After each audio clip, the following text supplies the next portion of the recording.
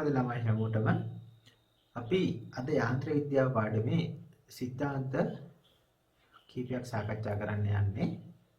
ඒකට ඔයාලා දන්නවා අපි මේ මොහොතේ භ්‍රමණ චලිතය කියන කොටස තමයි කරගෙන යමින් පවතින්නේ. සිද්ධාන්ත සාකච්ඡා කරන්න කලින් ළමයි අපි ගිය සතියේ ඔයගොල්ලන්ට ගෙදර වැඩ විදිහට දීපු ගණන් කීපයක් සාකච්ඡා කරලා එමු.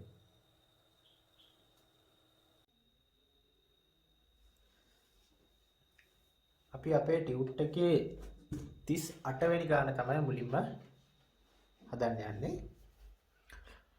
බලමු. අරය 0.5 මීටර වන වෘත්තාකාර තැටියක් තිරස් පෘෂ්ඨයක් මත 12යි තත්පරයට රේඩියන්ක ඒකාකාර කෝණික ප්‍රවේගයකින් ලිස්සීමකින් තොරව පෙරලෙනවා. පරිධිය මත පිහිටි P හා Q. මෙතන P ලක්ෂය මේක, Q ලක්ෂය මේක.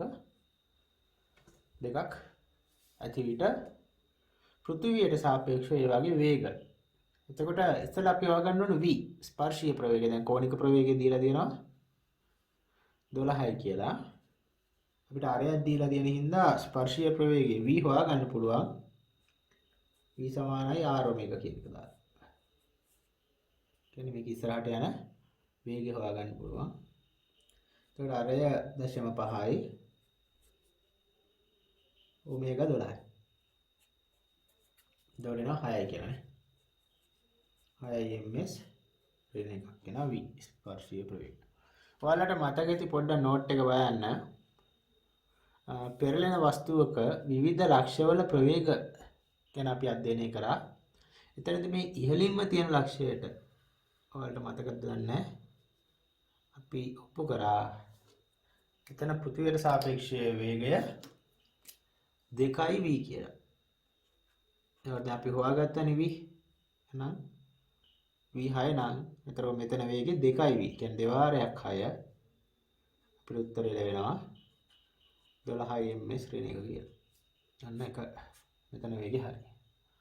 ඊට පස්සේ q වල වේගය හොයන්න දෙයක් නැහැ. මතක ඇති මේ පහළම ලක්ෂයේ වේගය පොළොවට සාපේක්ෂව බිඳුවයි. ඔය දෙක තමයි 12 සහ බිඳුව තමයි අපිට පිළිතුරු ලෙස ලැබෙන්න ඕනේ. හොඳයි අපි 46 වෙනි ගාන බලමු. රූපයක් දීලා තියෙනවා. රූපේ පෙන්වා ඇති පරිදි රෝදයක් v ප්‍රවේගයෙන් චලනය වේ. මේ තියෙන්නේ. එයාගේ වේගය v ලෝ. කුඩා ගලක් ටයරයේ ඇලී ඇති අතර රූපයේ දැක්වෙන පරිදි ඒ ලක්ෂයේ ගල පවතිනවා. ඒ කියන්නේ මොකද? මේ අකුරු දෙන කියන්නේ මෙන්න මෙතන තමයි ඒ ලක්ෂය. ගල පවතිනවලු. මොහොතකදී එය එක විට නිදහස්. ඒ කියන්නේ ගල මෙන්න මේ හරියේදී ඒක නිදහස් වෙලා යනවලු. නිදහස් වී මොහොතකට පසු පොළොවට සාපේක්ෂව ගලේ ප්‍රවේගයේ විශාලත්වයයි දිශාවයි. දැන් එතකොට මේක තමයි අපේ රෝදේ. මම ටික රූපේ ලොකෝට ඇඳගත්තා. එතකොට මෙයා ඉස්සරහට යනවා v වේගයෙන්. එතකොට මෙයා වෘත්ත චලිතයේ යෙදෙනවා ඔමේගා කෝණික ප්‍රවේගයකින්. මෙන්න මේ ලක්ෂයේ ගලක් තියෙනවා. එතකොට මේකත් හරිම ලේසි. ඇත්තටම හදන්න දෙයක්වත් නැහැ ගානේ. ඔයාලට පරණ නේ අපි කලින් කරපු නෝට් එක පිළිබඳ මතකයේ පමණයි අවශ්‍ය වෙන්නේ. අපි ඉගෙන ගත්තා මෙන්න මේ වගේ ලක්ෂයක මෙයාගේ ස්පර්ශීය ප්‍රවේගය වෘත්ත භ්‍රමණ චලිතයේ විතරක් සැලකුවොත් ඉහළට v වේගයක් තිබ්බනේ. මේ මම මතක කරන නෝට් එක බලන්න. ඊට පස්සේ රේඛීය චලිතයේ විතරක් සැලකුවොත් වම් පැත්තට v වේගයක් තිබ්බා. එතකොට මෙතන තියෙන අංශුවට ඔය වැලි කැටයට තියෙන්නේ මේ ප්‍රවේග දෙක. භ්‍රමණ චලිතය නිසා ඉහළට v වේගයක් තියෙනවා. රේඛීය චලිතය නිසා වම් පැත්තට v වේගයක් තියෙනවා. එතකොට මෙතනදී ගල නිදහස් වුණොත් ගලක්ද කුඩා ගලක් ඒක නිදහස් වුණොත් ඒක යන්නේ මෙන්න මේ ප්‍රවේග දෙකේ සංප්‍රයුක්තය ඔස්සේ තමයි ගමන් කරන්නේ. මෙන්න මේ පැත්තට යනවා. එතකොට නේද? ප්‍රවේග දෙකක් තියෙනවා සම්ප්‍රයුක්ත දිශාවට යන්න එපා. ඒතර සම්ප්‍රයුක්ත ප්‍රවේගය අපි vt කියලා ගත්තොත් vt කියන්නේ කොහමද? මොකද්ද? ලම්බකයනේ නේද? වර්ග කරලා එකතු කරලා වර්ගමූලයෙන් සම්ප්‍රයුක්ත ප්‍රවේගය දෙනවා. එතකොට v වර්ගය දන e වර්ගයේ වර්ගමූලය සුළු කරාම අපිට මූල 2v කියලා ලැබෙනවා. එතකොට මූල 2v වේගයෙන් වම් දිශාවට ආනතව අංශක කීයද? මේ කෝණේ කීයද? මේ ප්‍රවේග දෙක සමාන නම් සම්ප්‍රයුක්ත හරිමෙදින් යනවනේ. එතකොට මේ කෝණේ අංශක 45ක් ලැබෙනවා. එතකොට මූල 2v වේගයකින් අංශක 45ක් ඔස්සේ තිරසට ආනතව වම් දිශාවට චලිත වෙනවා කියලා අපිට උත්තරේ ලබා ගන්න පුළුවන්. 48 වෙනි ගාන බලමු. ඉතල කියවගමු. වාහනයක රෝදයක එහි කේන්ද්‍රයේ සිට r දුරකින් වැලි කැටයක් ඇලී ඇත. රෝදයේ ආරය r. එතකොට කියන මේ රෝදේ ආරය r ලු. නොයිදිග r. Capital r. ඊට පස්සේ රෝදය ඔමේගා කෝණික ප්‍රවේගයෙන් භ්‍රමණය වෙනවා. මම මේ කෝණික ප්‍රවේගය ගන්නවා. ඔමේගා. හදිස්සියේ වැලි කැටය රෝදයෙන් ගැලවිලා යනවා. හැබැයි මතක තියාගන්න වැලි කැටේ තියෙන්නේ කොහෙද? කේන්ද්‍රයේ සිට සිම්පල් r දුරකින්. කියන්නේ කෙලවරේ නෙවෙයි. මේ වගේ තැනකට මම ගන්නවා මෙන්න මෙතන. මෙන්න මේ දුර සිම්පල් r කියලා ගමුකෝ. මෙන්න උතන තමයි ඒතර වැලි කැටේ තියෙන්නේ. ගැලවිලා යනවලු. වාත ප්‍රතිරෝධය නොසලකා හැරියොත් රෝදයෙන් ගැලවුණු වහම වාහනයට සාපේක්ෂව වැලි කැටේ ප්‍රවේගයේ සිරස් සංරචකයට තිබිය හැකියි. දැන් මේකේ අපිට අහන්නේ වාහනයට සාපේක්ෂව, පොළොවට සාපේක්ෂව නෙවෙයි. එතකොට වාහනයට සාපේක්ෂව බැලුවොත්, ඒ කියන්නේ වාහනේ ඇතුලේ ඉන්න කෙනෙක්ට රෝදයේ දැනෙන එක තැන කැරකෙනවා වගේනේ. රෝදය ඉස්සරහට යන එක වාහනේ ඇතුලේ ඉන්න කෙනෙක්ට දැනෙන්නේ නැහැ. ඒතර වාහනයට සාපේක්ෂව කියලා කියන එකෙන් කියන්නේ භ්‍රමණ චලිතය පමණක් සලකන්න කියලා. එතකොට අපි මේක එක තැන කැරගෙන රෝදයක් විදියට තමයි සලකන්නේ. මොකද වාහනේ ඇතුළේ ඉන්න කෙනෙක්ට රෝද ඉස්සරහට යනවා දැනෙන්නේ නැහැ. රෝද එක තැන කැරගෙනවා වගේ තමයි දැනෙන්නේ. එතකොට වාහනයට සාපේක්ෂව, ඒ කියන්නේ වෘත්ත චලිතයේ භ්‍රමණ චලිතයේ විතරක් සැලකුවාම වැලි කැටයේ ප්‍රවේගයේ සිරස් සංරචකයට තිබිය හැකි අගය අහන්නේ පරාස ටිකක් දීලා තියෙනවා. එතකොට අපි ගත්තොත් දැන් වාහනේ එකතැන කැරකෙද්දී මේ වැලි කැටය අර r වෙච්ච වෘතයකනේ යන්නේ. ඔන්න ඔහම යනවානේ. ඔන්න ඔය වගේ පතයක් තමයි ඔය වැලි කැටේට තියෙන්නේ. ඉතින් අපි මේ අවස්ථා හතරක් මම ගන්නම් ඔයාලට මේක කියලා දෙන්න. මෙන්න මේ ස්ථාන හතර ගැන සැලකමු.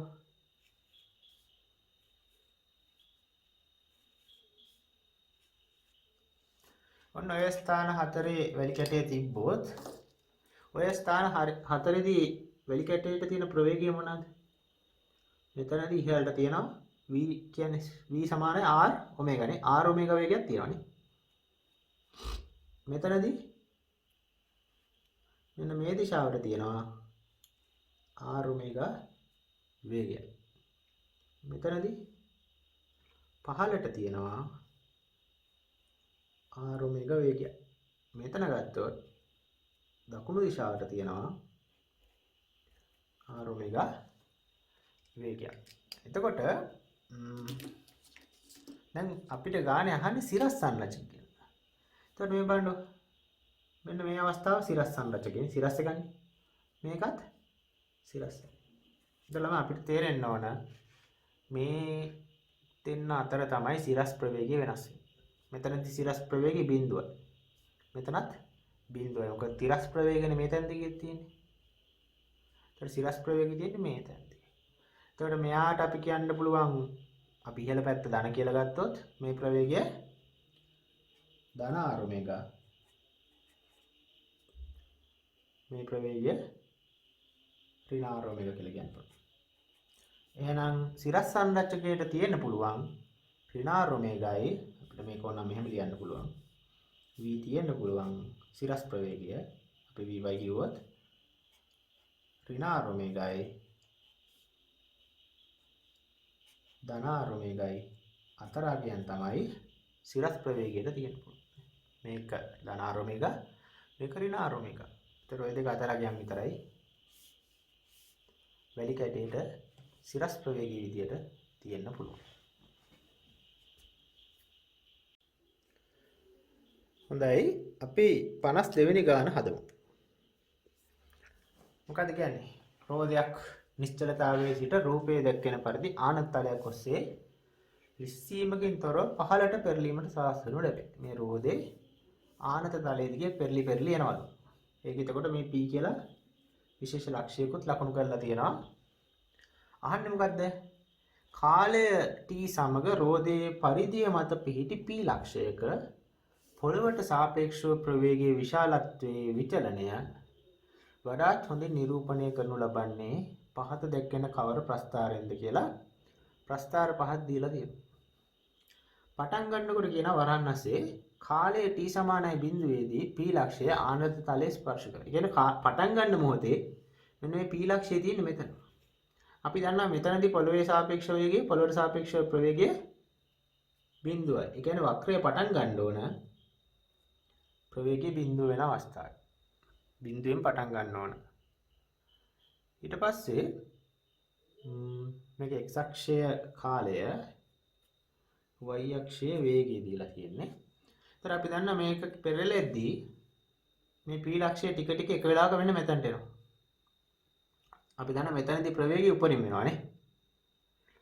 එතකොට අපි ගත්තොත් මට ඒක හරියටම අඳින්න බැරි වෙයි. මොකද මේ උපරිම වෙන ඔන්න විදිහට උපරිම වෙනවා කියමු.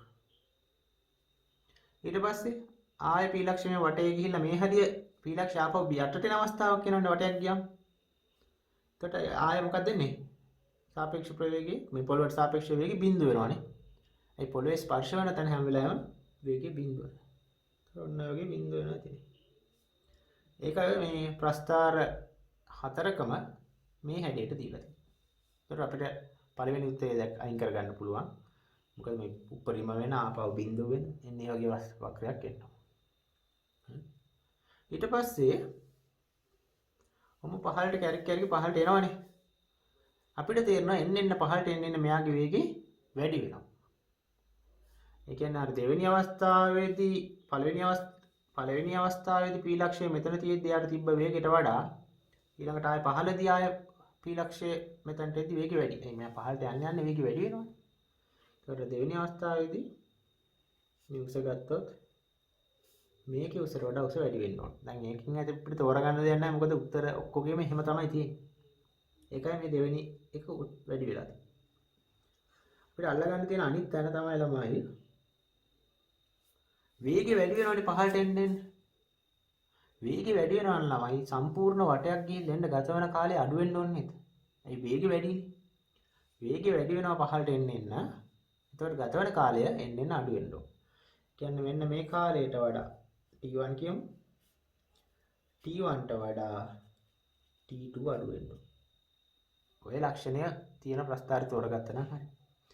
තවත් අවශ්‍ය වටයක් යන අවස්ථාවක් ගත්තොත් ඒකෙදි වේගය තවත් වේගය වැඩි වෙනවා වගේ මොකක්ද වෙන්න ඕන?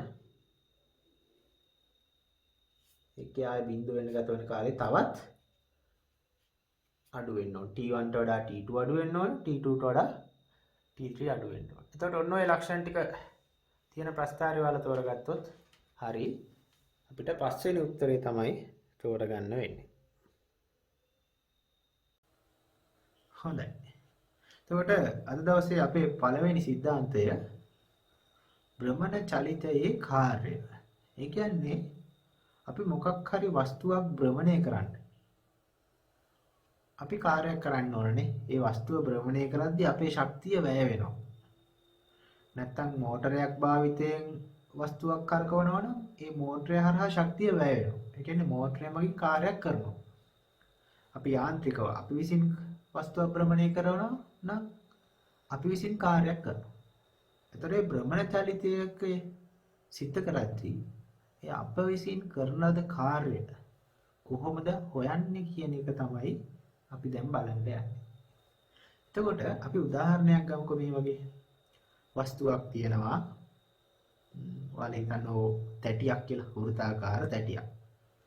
ඕකේ අර R ඕවට කරගෙන පුළුවන්.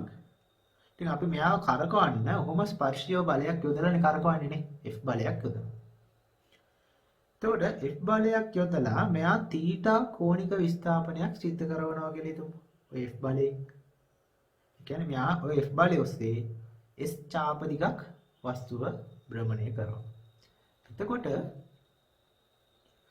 කරපු කාර්යය හොයන්න අපි යාන්ත්‍ර විද්‍යාවේ ඉගෙන ගන්නවා W සමානයි Fs කියන සමීකරණය. එතකොට අපි දන්නවා දැන් මෙතන S කියන එක S විදියට ගන්න වෙන්නේ අපිට ඡාප දිග. මොකද F බලය යොදලා S ඡාප දිගක් තමයි වස්තුව ගෙනිච්චේ කැරකුවේ. එතකොට S වෙනුවට අපිට ලියන්න පුළුවන් r θ. ඔය සමීකරණය අපි මේ පාඩමේ වෘත්ත චලිතයේ මුලින්ම ඉගෙන ගත්ත සමීකරණය. ඒතර S වෙනුවට මම r θ ආදේශ කරනවා. ඊට පස්සේ මෙතන බලන්නකො මේ fr කියන පදේ ටෝ නේද? ඇයි අපි ඉගෙන ගත්තා ටෝ සමානයි fr කියලා සමීකරණයක්. එහෙනම් මේ fr වෙනුවට ළමයි අපිට ටෝ කියලා දාන්න පුළුවන්. එතකොට අපිට w සමානයි ටෝ θ කියලා ලැබෙනවා. එතකොට ඔන්න ඔය රතු පාටින් කොටු කරලා තියෙන සමීකරණය තමයි ළමයි අපි කටපාඩම් කරගන්නේ. එතකොට ඔය සමීකරණය මතක තියාගන්න ඕන. එතකොට ඔය W කියන කාර්ය SI ඒකකයෙන් තමයි ලැබෙන්නේ ජූල් වලින්. හොඳයි. එහෙනම් ළමයි කාර්යයට අදාළ સિદ્ધාන්ත ටික ඔයාලගේ සටහන් පොතට එකතු කරගන්න.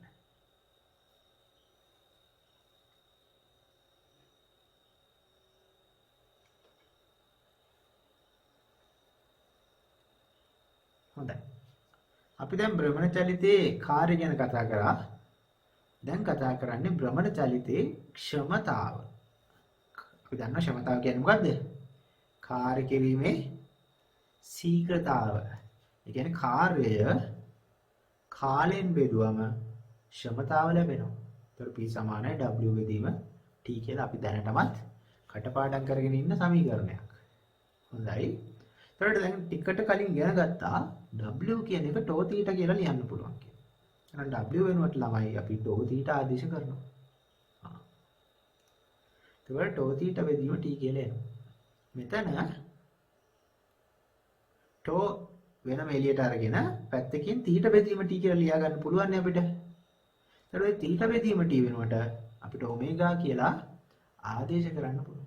ඒතර අපිට සමීකරණයක් ලැබෙනවා P සමානයි ටෝ ඔමේගා කියලා. එතකොට ක්ෂමතාව හොයන්න කිව්වොත් ඔය සමීකරණය මතක තියාගෙන ඉඳලා ගානට යොදන්න ඕන. එතකොට ළමයි මෙතන P කියන්නේ ක්ෂමතාව වොට් වලින් ලැබෙනවා නැත්නම් තප්පරයට ජූල් කියලා ගත්තත් හරි. එහෙනම් ළමයි අපි අපේ සටහන් පොත සම්පූර්ණ කරගෙන ඉමු.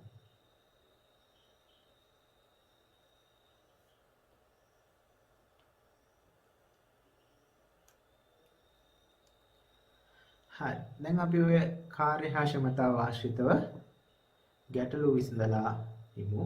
ඉතින් මේ ගැටලු හදද්දී මේ ගැටලු ඔයාලගේ සටහන් පොතට එකතු කරගන්න වග බලා ගන්න. හොඳයි ළමයි 51 වෙනි ගාන තමයි හදන්න යන්නේ. අපි ඉස්සෙල්ලා ගාන කියවගමු. සාම්ප්‍රදායික ධාන්‍ය අඹරණයක් කුරහන් ගලක් මේ තියෙන්නේ. පැතිලි ගල් දෙකකින් සමන්විතය. ඉහළින් පිහිටි ගල එහි භ්‍රමණාක්ෂයේ සිට r දුරකින් සවිකරන ලද h මීට මත. මේ තියෙන r දුරකින් සවිකරන ලද h කියලා මීටක් තියෙනවා. එයා මත f බලයක් යදනවලු. පහළින් පිහිටි නිශ්චල ගල මත කරකවනු ලැබේ. බලයේ සෑම විටම යොදන්නේ මිටේ චලිතයේ දිශාවට සමාන්තරව නම් කියන්නේ මේ බලය හැම වෙලාවෙම ස්පර්ශීයව යොදන්නේ. කාලාවර්තයට ඊළු ක්ෂමතාව අහනවා. එතකොට ළමයි අපිට ක්ෂමතාවට හරිම ලේසි ගානක්. ක්ෂමතාව කිව්වම මතක් වෙන්න ඕනේ ඒකට තියෙන සමීකරණය. P සමානයි ටෝ ඔමේගා කියලා අපි ඉගෙන ගත්තා. භ්‍රමණ චලිතයකදී ක්ෂමතාවට දාන සමීකරණය. ඊට පස්සේ අපි දැන් ටෝට ලියන්න පුළුවන් ළමයි ටෝ සමානයි බලයේ වාරයක් ලම්බක දුරනේ ටෝ සමාන Fr කියලා සමීකරණයක් තියෙනවා. ඒක දාන්න. ඔමේගා ලියන්න පුළුවන් දැන් ආවර්ත කාලය සුරින් ලියන්නේ කිව්වම 2.5 යට t දාන්න පුළුවන් කියලා මතක් කරනවා. එතකොට අපිට එන ශ්‍රමතාවට 2.5 RF බෙදීම t කියලා. ඔන්න අපේ උත්තරය අපිට ලැබුණා.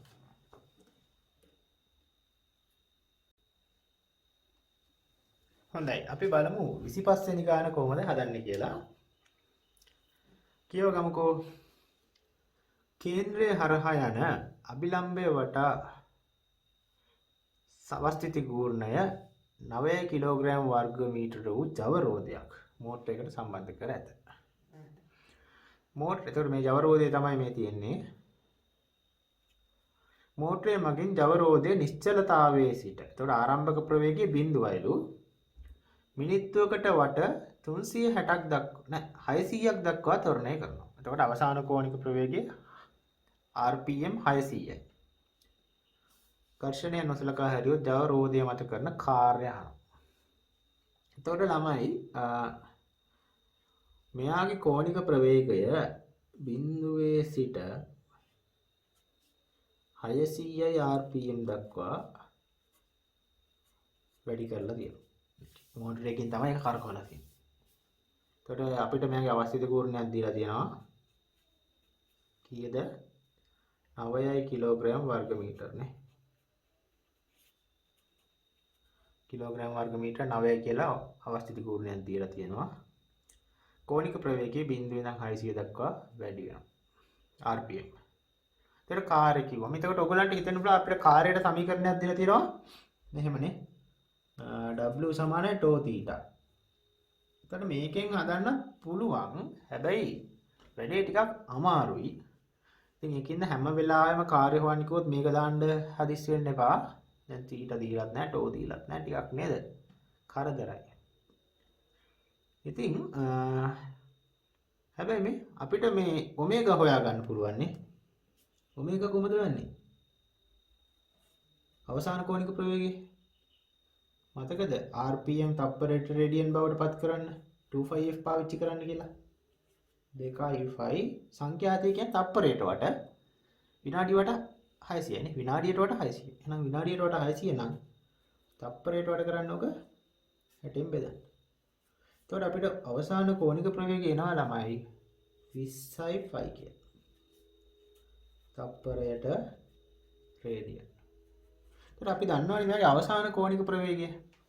එතකොට අපි මේක මත මෝටරය මගින් කාර්ය කරාම ඒ කාර්යය පත් වෙන්නේ මොන ශක්තිය බවටද? භ්‍රමණ චාලක ශක්තිය බවට තමයි ඒ කරපු කාර්යය පත් වෙන්නේ. එහෙනම් මේ භ්‍රමණ චාලක ශක්තිය සමාන වෙන්න ඕන ළමයි කරපු කාර්යයට.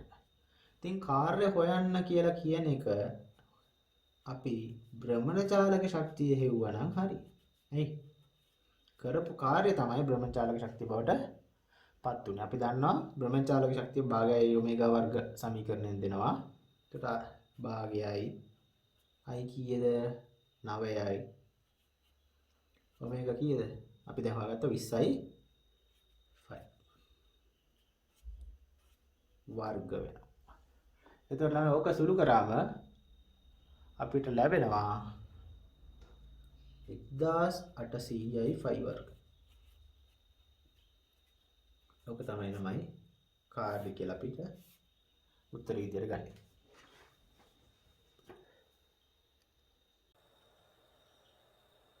හොඳයි. අපේ ඊළඟ මාතෘකාව කෝණික ගම්‍යතාව. ඉතින් අපි බලමු මොකද්ද මේ කෝණික ගම්‍යතාව කියන්නේ කියලා. ඉතින් නිකන් අර්ධකින් පොඩ්ඩක් කියවගමු. ඔක හරියටම තේරුම් ගන්න ඕනේ නැහැ. මම කියලා දෙද්දී ඔයගලන්ට තේරෙනවා. නිකන් කටපාඩම් කරගන්න කියලා හිතාගෙන කියවගමු.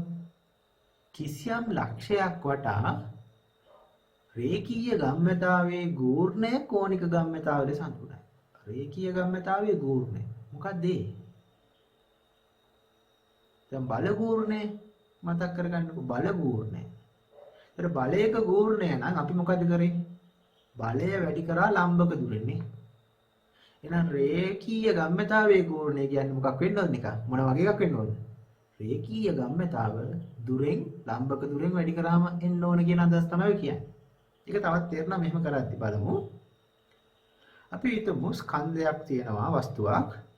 එම් ස්කන්ධයේ v වේගයෙන් චලනය වෙනවා රේඛීයව. කියලා හිතන්නකො ඔය මොහොතේ. එතකොට මෙන්න මේ O සිට මේ වස්තුවේ චලිත දිශාවට තියෙන ලම්බක දුර මම r කියලා ගන්නම්කෝ. දැන් මෙයාගේ රේඛීය ගම්‍යතාව p කියලා ගත්තොත් ඒක mv ගෙන් දෙනවනේ. ගම්‍යතාව ස්කන්ධයේ ප්‍රවේගයේ ගුණිතය ගම්‍යතාව වේ. එහෙමනේ අපි පාඩම් කරන්නේ. දැන් කෝණික ගම්‍යතාව අපි L අකුර පාවිච්චි කරන්නේ ළමයි. කෝණික ගම්‍යතාව කියන්නේ රේඛීය ගම්‍යතාවේ ගූර්ණය. ඒ කියන්නේ මොකද? රේඛීය ගම්‍යතාව ලම්බක දුරෙන් වැඩි වුණාම එන එක. හරි සරලයි. රේඛීය ගම්‍යතාවේ ගූර්ණය කියන්නේ කෝණික ගම්‍යතාව නම් රේඛීය ගම්‍යතාව ලම්බක දුරෙන් ගුණ කළාම කෝණික ගම්‍යතාව අපිට ලැබෙන්න ඕන. හරි. එතකොට මෙතන p වෙනුවට අපි දන්නවා p සමානයි මොකද්ද? රේඛීය ගම්‍යතාවේ p කියන්නේ mv නේ. එහෙනම් p වෙනුවට මම mv ආදේශ කරා. එතකොට කෝණික ගම්‍යතාවට අපිට එන උත්තරේ mvr කියලා. ළමයි ඕක ඔයාලා කටපාඩම් කරගන්න ඕන. හොඳයි. එතකොට p කියන්නේ රේඛීය ගම්‍යතාව, l කියන්නේ කෝණික ගම්‍යතාව. හරි. දැන් ඔයාලගේ සටහන් පොත් සම්පූර්ණ කරගන්න.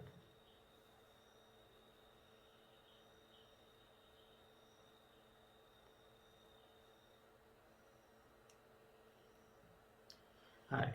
ඊට පස්සේ ඇත්තටම අපි කලින් එක ගත්තනේ කෝණික ගම්‍යතාව සමානයි mvr කියලා. හැබැයි අපිට ගොඩක් වෙලාවට මේ සමීකරණය දානවට වඩා අපි ඒක ඇසුරෙන් ඔප්පු කරගන්න තව සමීකරණයක් තියෙනවා. ඒක තමයි අපි ගොඩක් වෙලාවට ගණන් හදද්දී භාවිතා කරන්නේ. ඒක තමයි දැන් අපි ඔප්පු කරගන්න යන්නේ. අපි හිතමු වස්තුවක් වෘත්ත චලිතයක යෙදෙනවා. ඔයාලගේ රූපය දිහා බලන්න. වෘත්ත චලිතයේ යෙදෙන වස්තුවක් තමයි තියෙන්නේ. m ස්කන්ධයක් v ස්පර්ශීය ප්‍රවේගයකින් r අරයක් සහිත වෘත්ත චලිතයේ යෙදෙනවා. යාගේ කෝණික ප්‍රවේගය ඔමේගා කියලා ගමු. දැන් අපි කෝණික ගම්‍යතාවට ඉගෙන ගත්ත සමීකරණයක් mvr කියලා. එතකොට අපි දන්නවා v ලියන්න පුළුවන් r ඔමේගා කියලා. එහෙනම් ආදේශ කරමු. එතකොට m v වෙනුවට මම ලියනවා r ඔමේගා. එළිය තිබ්බාර එක තාම තියෙනවා. දැන් ඔබ චුට්ටක් සුළු කරාම mr වර්ග ඔමේගා කියලා ලැබෙනවා. දැන් බලන්න ළමයි මේ mr වර්ග කියන එක.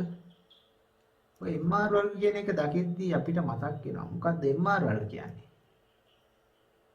i සමානයි mr වර්ග කියලා සමීකරණයක් අපි ඉගෙනගෙන තියෙනවා. i කියන්නේ මොකක්ද? අවස්ථිති ගුණය. එහෙනම් මේ අංශයේ අවස්ථිති ගුණය තමයි මේ mr වර්ගයෙන් දෙන්නේ. නැත්නම් mr වර්ග වෙනකොට මට i කියලා දාන්න පුළුවන්.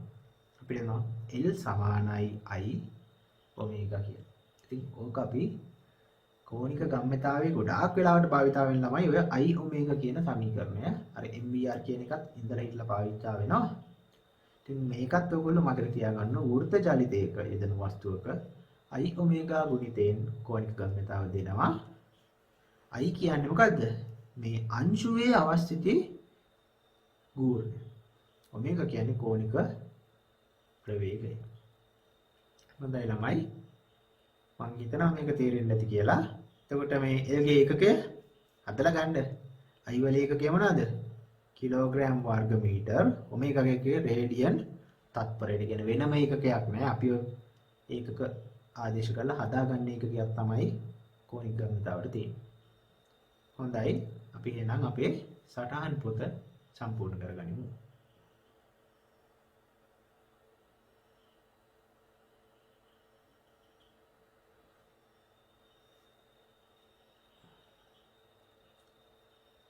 හොඳයි.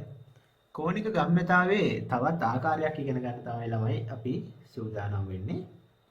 මේක භ්‍රමණ චලිතයේ යෙදෙන වස්තුවක.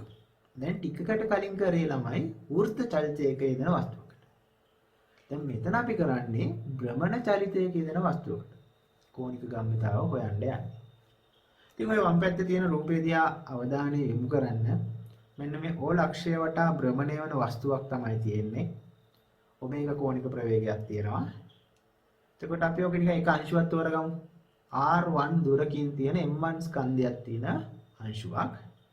අපි දැන් යාට ස්පර්ශීය ප්‍රවේගයක් තියෙනවා v1 කියලා ගමු එක. ඔය වගේ සියලුම අංශු වලට ඔය වගේ ස්කන්ධයක් තියෙනවා. පතේට අරයක් තියෙනවා. ස්පර්ශීය වේගයක් තියෙනවා. එතකොට ළමයි මේ හැම අංශුවක්ම මේ වස්තුව හැදිලා තියෙන මේ සියලුම අංශු වලට ඕවට වෘත්ත චලිත තියෙනවා. මේ m1 කියන අංශුව ගත්තොත් r1 අරයක් සහිතව වෘත්ත චලිතයක දෙනවා. මේ m2 වස්තුව ගත්තොත් r2 අරයක් සහිතව වෘත්ත චලිතයක දෙනවා. mn වස්තුව ගත්තොත් අංශුව ගත්තොත් rn අරයක් සහිතව වෘත්ත චලිතයක යෙදෙනවා. එතකොට ළමයි මේ එක් අංශුවට වෙන වෙනම කෝණික ගම්‍යතා තියෙනවා. එතකොට මේ වස්තුව හැදිලා තියෙන සියලුම අංශු වල කෝණික ගම්‍යතා ටික වෙන වෙනම හොයලා එකතු කරොත් අපිට ලැබෙන්නේ ඔය මුළු වස්තුවේ මුළු කෝණික ගම්‍යතාව. ඉතින් එහෙම තමයි අපි ඔය වස්තුවේ කෝණික ගම්‍යතාව හොයන්නේ. අපි කරන්නේ මොකද්ද? එක් අංශුවේ කෝණික ගම්‍යතා ටික වෙන වෙනම හොයලා එකතු කරාම වස්තුවේ මුළු කෝණික ගම්‍යතාව ලැබෙනවා. එතකොට ඒක අපිට ඔහොම ලියන්න පුළුවන් වස්තුවේ කෝණික ගම්‍යතාව සමානයි මේ L1 කියන්නේ පළවෙනි අංශුවේ කෝණික ගම්‍යතාව. L2 කියන්නේ දෙවෙනි අංශුවේ කෝණික ගම්‍යතාව. ඔය විදිහට සියලුම අංශු වල කෝණික ගම්‍යතාව හොයලා එකතු කරන එක තමයි කරන්නේ. හරි. එතකොට L1 ලියන්න පුළුවන් I1 ඔමේගා නේ. L සමාන I ඔමේගා කියලා දැන් ඔප්පු කරේ. L2 ලියන්න පුළුවන් I2 ඔමේගා කියලා. ln කියන එක ලියන්න පුළුවන් in ඔමේගා කියලා. එතකොට ළමයි මෙතන ඔමේගා පොදු පදයක් අපි එළියට ගත්තොත් වරහන් අස්සට දා ගන්න පුළුවන් මෙන්න මේ පදෙට. මේ බලන්න. එක් අංශු වල අවස්ථිත කූර්ණ වල එකතුව නේද මේ වරහන් අස්ස තියෙන i1 ධන i2 ධන ඕමම in දක්වා. එතකොට මේ එක් වස්තුවේ අවස්ථිත කූර්ණ වල එකතුව කියන්නේ මුළු වස්තුවේ අවස්ථිත කූර්ණ. එහෙනම් ඒ i1 ධන i2 ඒ එකතුවට i කියලා අපිට ලියන්න පුළුවන්. එතකොට අපි කියනවා L සමානයි i ඔමේගා කියලා. තේරුණාද? හොඳයි නේද? එතකොට මෙතන අර කලින් ආපු සමීකරණයම තමයි ආවේ. L සමානයි i ඔමේගා කියන එකම තමයි. හැබැයි මතක තියාගන්න මෙතන i කියන්නේ වස්තුවේ අවස්ථිත කූර්ණ. අර කලින් සමීකරණේ i කියලා කිව්වේ අංශුවේ අවස්ථිත කූර්ණ. ඒක පටල ගන්න එපා. මෙතනයි කියන්නේ මේ මුළු වස්තුවේ අවස්ථිත කූර්ණ. ඔමේගා කියන්නේ කලින් වගේ තමයි කෝණික ප්‍රවේගය. ඒකක කලින් එකකම තමයි. ඒ වගේම ළමයි තවත් වැදගත් කතාවක් තියෙනවා පොඩි දෙයක්. මේ ගම්‍යතාව කියන්නේ කෝණික ගම්‍යතාව කියන්නේ ළමයි දෛශිකයක්. කෝණික ගම්‍යතාවයේ දිශාව අපිට දකුණත් කස්කුරුප්පු නීතිය භාවිතයෙන් ගන්න පුළුවන්. අපි දැන් ව්‍යාවර්තයේ දිශාව හෙව්වේ එහෙම. ඒ වගේම මුලින්ම බල පූර්ණයේ දිශාව හෙව්වේ දකුණත් කස්කුරුප්පු නීතියෙන්. අන්න ඒ වගේ කෝණික ගම්‍යයේ දිශාවත් දකුණත් කස්කුරුප්පු නීතිය භාවිතයෙන් ගන්න පුළුවන්. අමතකය ඔයාලගේ නෝට් එකට ගිහිල්ලා පොඩ්ඩක් බලන්න දකුණත් කස්කුරුප්පු නීතිය කියන સિદ્ધාන්තය. හොඳයි අපි එහෙනම් අපේ සටහන් පොත සම්පූර්ණ කරගෙන ඉමු.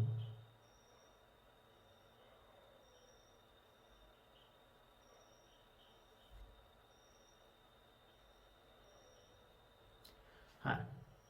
දැන් අපේ හොඳ මාතෘකාවකට ආවා කෝණික ගම්‍යතා සංස්ථිති මූලධර්මය. අපි ඉස්සර කියවගමු පස්සේ අපි උදාහරණයකින් වගේ එකකින් තේරුම් ගමු. භ්‍රමණ චලිතයක යෙදෙන වස්තුවක් හෝ වස්තු පද්ධතියක් මත බාහිර ව්‍යාවර්තයක් ක්‍රියා නොකරන විටදී ඒක පොඩි අවශ්‍යතාවයක්. යම් අචල දිශාවක් ඔස්සේ වස්තුවේ හෝ වස්තු පද්ධතියේ මුළු කෝණික ගම්‍යතාව සංස්ථිතික වෙන්නේ. යන් අන්තිම ඔකේ සාරය වැදගත්ම ටික තියෙනවා මම රතු පාට කරලා තියෙනවා. මුළු කෝණික ගම්‍යතාව සංස්ථිතික වේ. ඔන්න ඔක තමයි කෝණික ගම්‍යතා සංස්ථිති මූලධර්මය කියන්නේ. ඔක දැන් මොම තේරුම් නැති වුණාට කමක් නැහැ. මම දැන් තව ටිකකින් ඔක තේරුම් කරලා දෙනවා. දැන් ඉතින් ඔයාලා ඔක ඔයාලගේ නෝට් එකට එකතු කරගෙන ඉන්න.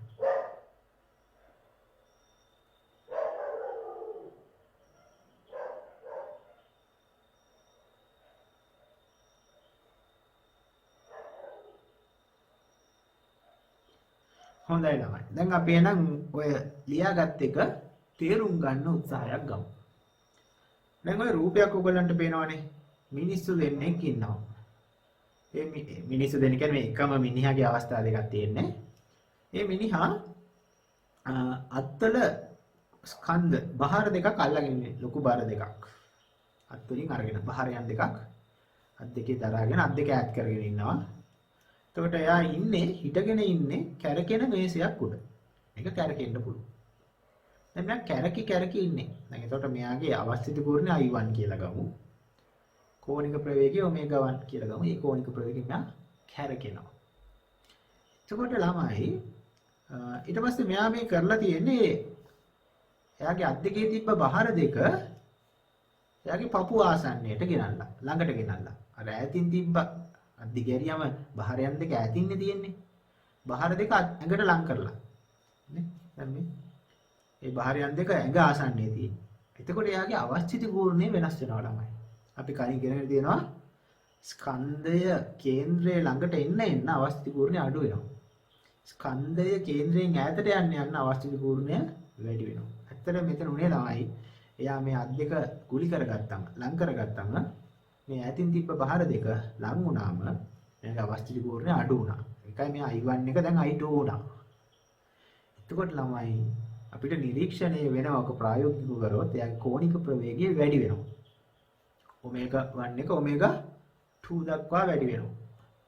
ඉතින් ඔහොම වුණා කියලා හිතමුකෝ. වැඩි වුණා හරි අඩු වුණා හරි ඒවා විතර ඕනේ හිතන්න.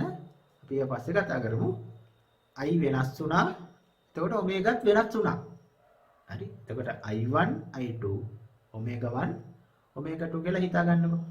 එතකොට මේ පළවෙනියෙන් හිටිය එක්කෙනාගේ අවස්ථිත කෝණය මොකද්ද? මේ I1 නේ. මෙයාගේ කෝණික ගම්ම්‍යතාව I1 ඔමේගා 1 නේ. එයි අපි දැන් ඉගෙන ගත්තා කෝණික ගම්ම්‍යතාව I ඔමේගා ගුණිතෙන් දෙනවා කියලා. එහෙනම් L1 කියන එක පෙර කෝණික ගම්ම්‍යතාව I1 ඔමේගා 1 කියලා අපිට ලියන්න පුළුවන්. ඊට පස්සේ මොකක්ද උනේ දැන් I1 එක I2 වුණා ඔමේගා 1 එක ඔමේගා 2 වුණා. ඒතර අලුත් කෝණික ගම්ම්‍යතාව L2 කියන එක එනවා I2 ඔමේගා 2 කියන. එතකොට දැන් කෝණික ගම්ම්‍යතාව සංස්ථිති මූලධර්මයෙන් කිව්වේ කෝණික ගම්ම්‍යතාව සංස්ථිතිකයි. සංස්ථිතිකයි කියන්නේ ළමයි නියතයි කියන එක. කියන්නේ කෝණික ගම්ම්‍යතාව කියන්නේ නියතයක්.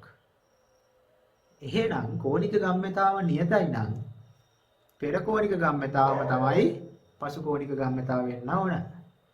කියන්නේ L1 L2ට සමාන වෙන්න ඕන ළමයි. එහෙනම් අපිට ලියන්න පුළුවන් L1 කියන්නේ I1 ඔමේගා 1 L2 කියන්නේ I2 ඔමේගා 2. එතකොට අපිට නිගමනය කරන්න පුළුවන් I1 ඔමේගා 1 සමානයි I2 ඔමේගා 2. ඉතින් ළමයි ඔන්න ඔය සමීකරණය තමයි අපි කටපාඩම් කරන්නේ. අපි ළඟට ගණන් කීපයක් එහෙම හදනවා. එතකොට ඔය සමීකරණය දාලා තමයි මේ ගණන් ටික අපි හදන්නේ. හරිම සරලයි. පෙර ගම්ම්‍යතාව පසු ගම්ම්‍යතාවට සමාන කරන එක තමයි කරන්නේ. ඒ වගේම මේකත් මතක තියාගන්න I ඔමේගා කියන්නේ නියතයක්. ඒක තමයි I අඩු වෙද්දී ඔමේගා වැඩි උනේ. ඒ නියතයක් විදිහට තියෙන්න බෑ ගුණිතේ. එහෙනම් එකක් අඩු වෙද්දී අනිත් එක වැඩි වෙනවා. මෙතන ඒක උනේ. මේ උදාහරණේ අර බහර දෙක ලං කරගත්ත ගමන් මොකද උනේ? I අඩු වුණා. එතකොට ඔමේගා වැඩි වුණා. ඉතින් ඕකට හේතුව කෝණික ගම්ම්‍යතා සංස්ථිති මූලධර්මය. ඉතින් ඕවා මතක තියාගන්න ළමයි ගොඩක් වැදගත් වෙනවා. හරි. දැන් අපේ සටහන් පොත අපි සම්පූර්ණ කරගන්න.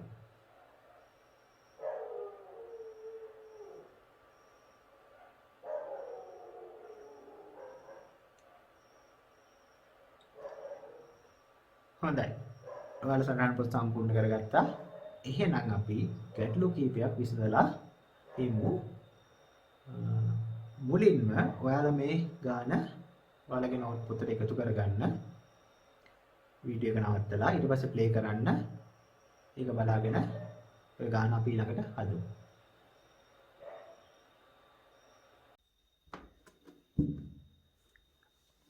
හොඳයි. අපි උදාහරණ ගැටලුවක් හදන්නේ. ඔයාලා ගාන ලියා ගන්න නැති කියලා හිතනවා. අපි නම් බලමු මේ ගැටලුව කොහොමද හදන්නේ කියලා. කියවගමු. විස්කම්බේ 2 මීටර රු මෙරිගෝරවුමක්. විස්කම්බේ 2 කියන්නේ අරය මීටර 2යි. තියනලු එහි කේන්ද්‍රය වටා යන සිරස් අක්ෂයක් වටා කරගෙනවා. කෝණික වේගය 1යි. එහෙනම් අපි ඒක ලියාගමු කෝණික ප්‍රවේගය. ඒතර අපි ඔමේගා 1 කියන එක 1යි කියලා දීලා තියෙනවා. ඊට පස්සේ අවස්ථිත කූර්ණය 1000ලු. එහෙනම් I1 කියන එක 1000 නේ.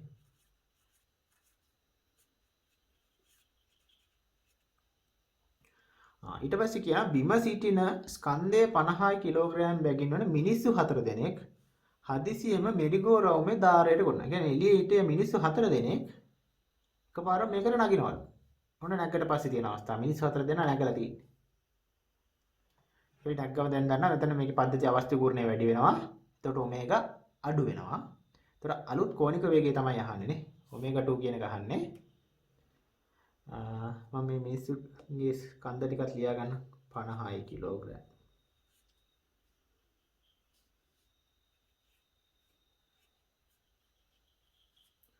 කොම් 50.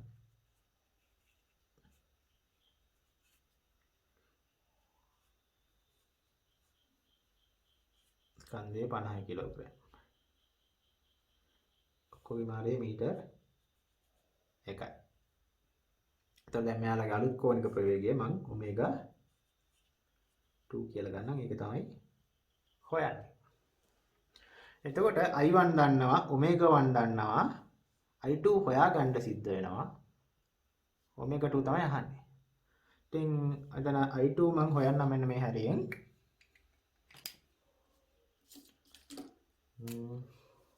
එතන I2 කියන්නේ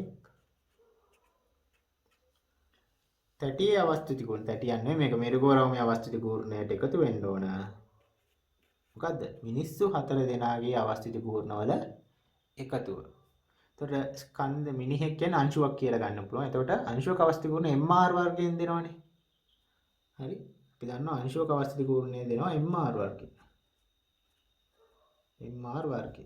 එතකොට MR වර්ගය දාලා මේ මිනිහෙක්ගේ අවස්ථිති කූර්ණයක් හොයාගන්න පුළුවන්. එතකොට මොකද 50 වාරයක් අපි ලියමු MR වර්ග කියලාම. MR වර්ගයවා කීයද මිනිස්සු 4 දෙනෙක් ඉන්න 4න් වැඩි වෙන්න. එතකොට 1000යි මිනිහගේ ස්කන්ධය 50යි අරය 1යි. ඒවා 4ක්. ඔක තුරු කරාම අපිට 1200ක් එනවා.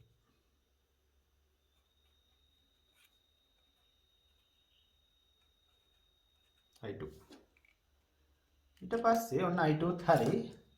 දැන් කෝණික ගම්‍යතා සංසිත මූල ධර්මයේ දාමු. ඉතින් අපි ඉස්සර ලියනවා කෝණික ගම්‍යතා සංසිතික මූල ධර්මයෙන් මොකද අපි කරන්නේ? I1 ඔමේගා 1 සමානයි I2 ඔමේගා 2. I1 1000යි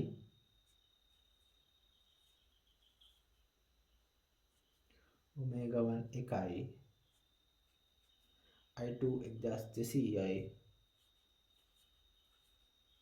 ඔමේගා 2 තමයි හොයන්නේ. එතකොට ඔක සුළු කරාම අපිට ඔමේගා 2 ට උත්තර එනවා 0.83. තප්පරයට රේඩියන්.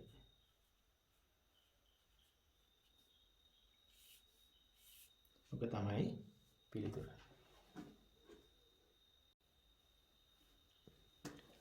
28 වෙනි ගාන තමයි අපි දැන් හදන්න යන්නේ. කියවගම්කෝ. ස්කන්ධයේ කැපිටල් M වූද අරය කැපිටල් R වූද ඒකාකාර වෘත්තාකාර තැටියක්. එහි තලයට ලම්බක වූද කේන්ද්‍රය හරහා යන්නා වූ අක්ෂයක් කොට ඔමේගා ඒකාකාර කෝණික වේගයකින් භ්‍රමණය වෙනවා. එතකොට මේ තැටියේ තියනවලු ස්කන්ධ M ලු එයාගේ අරය R ලු එයා භ්‍රමණය වෙනවලු ඔමේගා කෝණික ප්‍රවේගයකින්. ඉහත විස්තර කරන ලද අක්ෂය වටා තැටිය අවස්ථිත කූර්ණය. අවස්ථිත කූර්ණය දීලා තියෙනවා භාගය MR වර්ගයනේ. ඒකට මේ පෙර අවස්ථාව මේක. එතකොට අවස්ථිත කූර්ණය දීලා තියෙනවා භාගය MR වර්ගය. අපි මේක I1 කියමු. ඊට පස්සේ කියනවා ස්කන්ධය m බෙදීම 8ක් වූ මැටි ගුලියක් තැටියේ ධාරය මත සෙමින් තැබූ විට එය ඇලේ නම් පද්ධතියේ නව කෝණික වේග මේ තැටිය මෙහෙම කැරකි කැරකි තියෙද්දී තැටිය මත පතිත වෙනවලු ස්කන්ධය m බෙදීම 8ක් වෙච්ච මැටි ගුලියක්. එතන මේ කළු පාට තියෙන මැටි ගුලිය. එතකොට ඒක වැටුණ ගමන් මෙයාගේ වේගය වෙනස් වෙනවා. කෝණික වේගය අඩු වෙනවා ඇත්තටම. එතකොට එයාගේ අලුත් කෝණික වේගය මොකක්ද කියලා අහනවා. අපි ඒක ඔමේගා 2 කිව්වොත් ඔය ඔමේගා 2 තමයි හොයන්නේ. හැබැයි ළමයි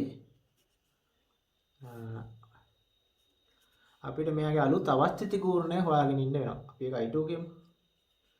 අලුත් අවස්ථිති කූර්ණය කියන්නේ පරණ අවස්ථිති කියන්නේ මේ කියන්නේ තැටියේ අවස්ථිති කූර්ණයේයි මේ අංශුයේ අවස්ථිති කූර්ණය එකතුව.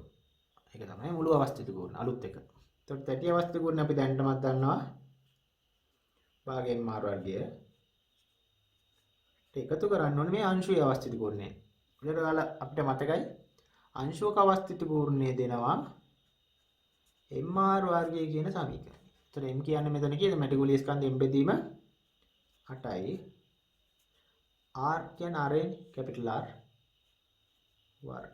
එතකොට ඔන්න අපිට I2 ලැබුණා. මම මේ ගාන හදන්න යන්නේ. එතකොට ළමයි ඔය ගාන හදන්න අපිට කෝණික ගම්‍යතා සංස්කෘති මූල ධර්මයේ තමයි දාන්නේ. ඉතින් මතක තියාගන්න කෝණික ගම්‍යතා සංස්කෘති මූල ධර්මයේ දාද්දී ඉස්සෙල්ලා ලියන්න. අර මුල් අකුරු ටිකවත් ලියන්න. කෝණික ගම්‍යතා සංස්කෘතික මූල ධර්මයේ. මොකද අපි ඉස්සෙල්ලාම ලියමු සමීකරණය.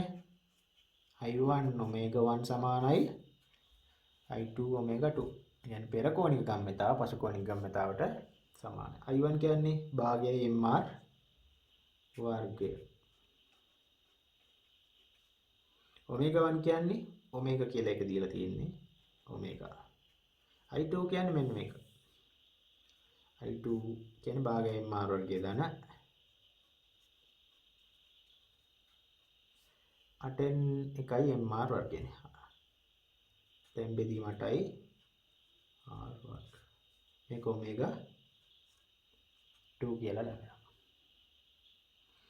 ඕක සුළු කරන්න ළමයි. ඕක සුළු කරාම අපිට omega 2ට ලැබෙනවා 4යි omega යට 5ක් කියලා.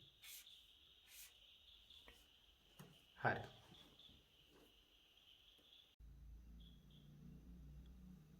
අපි 33 වෙනි ගාන හදමු. මොකද කියන්නේ? රූපේ පෙන්වා ඇති පරිදි භ්‍රමණය වන පුටුවක් මත වාඩි වී සිටින ළමයෙකු ඔමේගා කෝණික ප්‍රවේගයකින් භ්‍රමණය වේ. කියන්නේ මේ ළමයා කැරකි කැරකි ඉන්නවලු ඔමේගා කියන කෝණික වේගයෙන්. ඊට පස්සේ භ්‍රමණාක්ෂය වටා ළමයා සමග පද්ධතිය අවස්ථිත කූර්ණය 2යි. ඒතකොට මේ අවස්ථාවේ අවස්ථිත කූර්ණය 2යි. 2යි.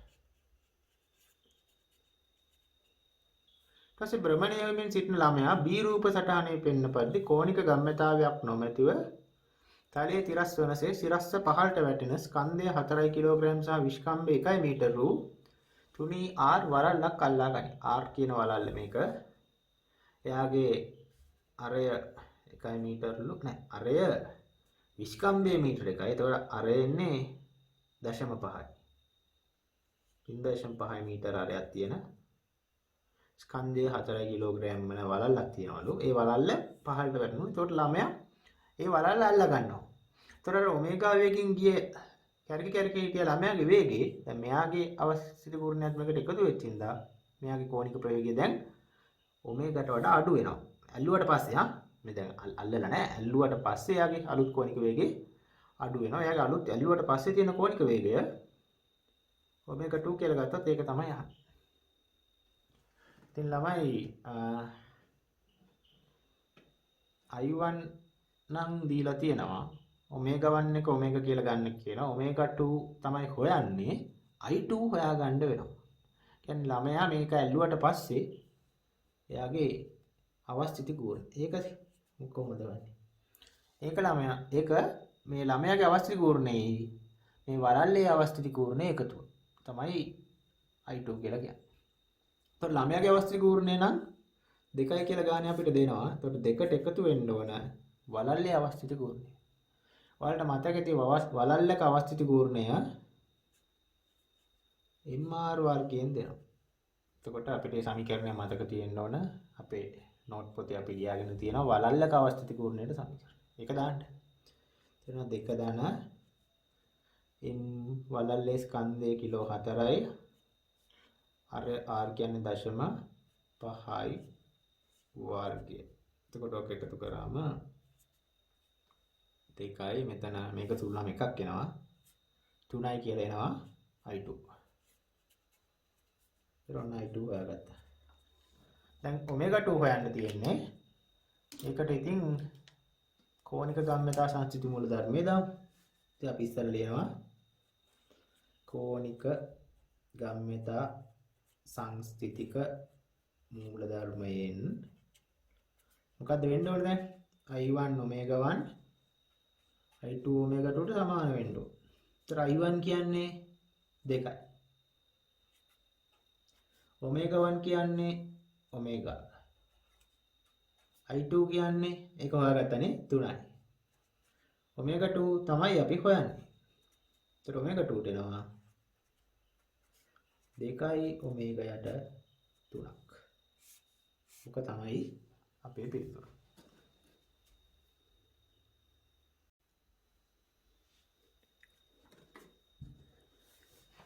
හොඳයි ළමයි 45 වෙනි ගාන ඔය අපිට හම් වෙන ගණන් අතර පොඩ්ඩක් විශේෂ ගානක් අපි ඉස්සෙල්ලා බලමු ගාන කියවලා බලමු. මම මට ඕන විදිහට රූප දෙකක් දාගත්තා. ඔයාලගේ ටියුට් එකේ තියෙන රූප නෙමෙයි මම වෙනම රූප දෙකක් දාගත්තා. අපි ඉස්සෙල්ලා ගාන කියවගමු. නිදහසේ කරකැවිය හැකි පුටුවක් කැරකෙන පුටුවක් තියනවලු.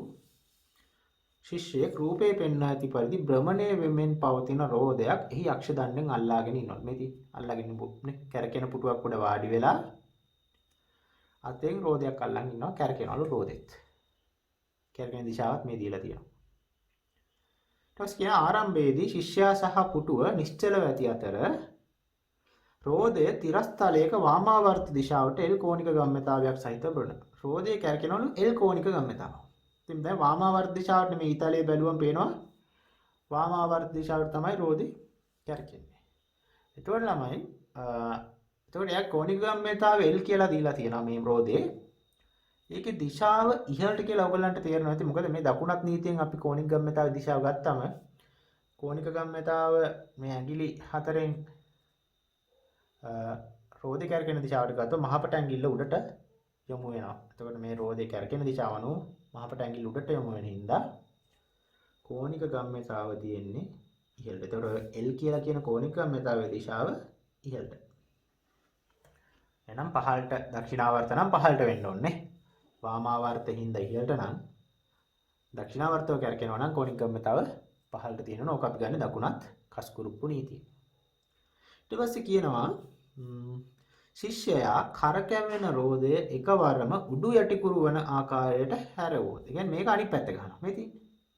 ඒක දැන් රෝදේ කරගෙන දක්ෂිණාවර්තව. දැන් දකුණත් නීතිය දැම්මොත් බලේ කෝණික ගම්‍යතාවයේ දිශාව තියෙන්නේ පහළට. දැන් අර ඉහළට තිබ්බ L එක පහළට එල්ල වුණා. ඊට පස්සේ අවස්ථා කීපයක් දීලා අහනවා මේ මිනිසා සමග පුටුවට මොකද වෙන්නේ කියන එකනේ. ඒකට අපි දැන් ගණන් හදලා තියෙන හින්දා මම දන්නවා මිනිහත් මේක අනිත් පැත්ත ගහපු ගමන් මිනිහා කැරකෙන්න ගන්නවා මේ පුටුව හින්දා පුටුවත් එක්ක කිසියම් දිශාවකට. අපි බලමු මොකද්ද වෙන්නේ. ඒක කෝණික ගම්‍යතා සංසිති වේගයෙන් මේ නියමයෙන් අපි බලමු. එතකොට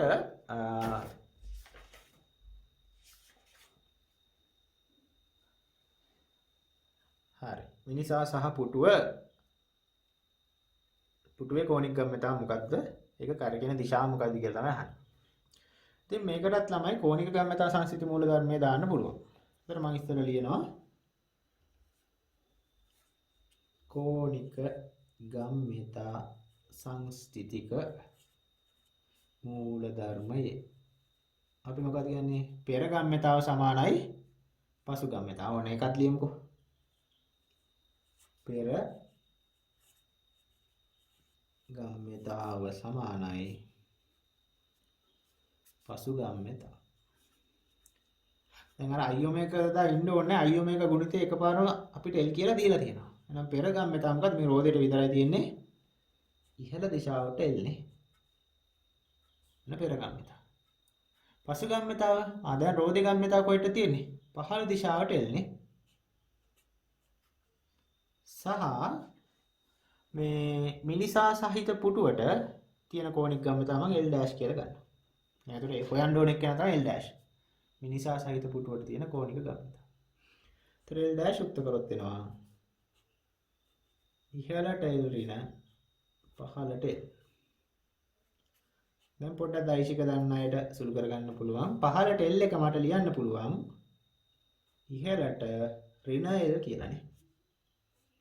දැන් මෙතන ඍණ ගුණ වුණාම දාන වෙලා L ධන L 2L කියලා ලැබෙනවා කියන්නේ. ඒක ඕක තමයි මිනිසා සහිත පුටුවට තියෙන කෝණික ගම්‍යතාව. ඒක කීයද?